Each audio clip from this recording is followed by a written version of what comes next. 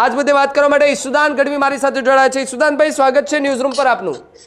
જી જી ઈશુદાનભાઈ, જે રીતે આખી ઘટના બની છે, વિડીયો સામે આવ્યો છે ગોપાલ ઇટાલિયા પર જૂતું ફેંકવાનું, કેવી રીતે જુઓ છો? જે રીતે આમ આદમી પાર્ટી આગળ વધી રહી છે, આમ આદમી પાર્ટી ગુજરાતનો જનતાનો અવાજ બની રહી છે, ત્યારે ભાજપ બોખલાઈ ગયું છે। 30 વર્ષના ભાજપના કુશાસનનો આ નમૂનો છે। ગુજરાતમાં હવે જંગલ રાજ ભાજપે સ્થાપિત કરી દીધું છે, આનો નમૂનો છે। આજે ગોપાલભાઈ ઉપર હુમલો થયો છે, નિંદનીય છે, ખૂબ જ દુઃખદાયક છે। ગોપાલભાઈ એ શું કોઈનું બગાડ્યું છે ભાઈ? અમે તો હજી સત્તામાં નથી આવ્યા। આમ આદમી પાર્ટીની સભા હોય ત્યાં પ્રશ્નો પૂછવા આવી જાય ભાજપ વાળા, આમ આદમી પાર્ટીની સભા હોય ત્યાં હુમલા કરે, પથ્થરો ફેંકવા આવી જાય, જૂતા ફેંકવા આવી જાય। અમે શું ગુનો કર્યો છે ભાઈ? અને અમારા પ્રત્યે શેનો તમને આક્રોશ હોઈ શકે? એનો અર્થ એ થયો કે ભાજપને કાં તો રાજ્ય ચલાવતા નથી આવડતું તો હર્ષ સંઘવી રાજીનામું આપી દેવું જોઈએ, અને કાં તો આ ભાજપ ખેલ કરાવડાવે છે। ભાજપ કરાવડાવે છે એટલા માટે કહું છું, કેમ ભાઈ મુખ્યમંત્રી અમિત શાહ કે નરેન્દ્ર મોદી ઉપર જૂતા નથી ફેંકાતા ભાઈ? કેમ હુમલા નથી થતા? પણ ઈશુદાનભાઈ, ભાજપ એવું કહે છે કે જો સાબિત કરી દે આમ આદમી પાર્ટી કે કોઈ ભારતીય જનતા પાર્ટીનો માણસ હતો તો અમે કાર્યવાહી કરીશું। એમ નહીં તો કાર્યવાહી શેની કરે છે? તો સરકાર કોની છે? સરકાર જ કાર્યવાહી કરવાની હોય છે, પોલીસ કેની છે ભાઈ? હું એમ કહું છું, પોલીસ બાજુમાં ઊભી છે અને હુમલા થાય, પોલીસને ખબર ન હોય ભાઈ?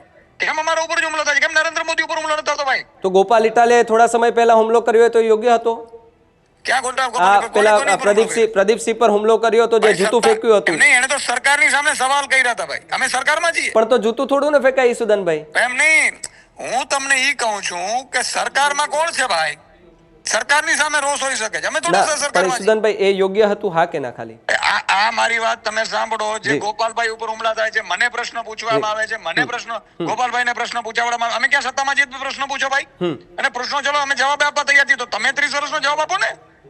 30 વર્ષમાં ગુજરાતને લૂંટ્યું છે, ખેડૂતો લૂંટાઈ રહ્યા છે, મહિલાઓ અત્યારે બિચારી મોંઘવારીમાં પરેશાન છે, પરિવારો સુસાઇડ કરી રહી છે, આખા પરિવારો મૃત્યુમાં માંગી રહ્યા છે, અને એની જગ્યાએ ભાઈ હુમલા કરાવડાવે છે હર્ષ સંઘવી। હર્ષ સંઘવી રાજીનામું આપી દેજો, જેનાથી ગુજરાત ચલાવાતું ન। પણ કેવી રીતે તમે કહી શકો કે હર્ષ સંઘવીએ હુમલો કરાવ્યો આપના નેતા પર? પોલીસ કોની છે?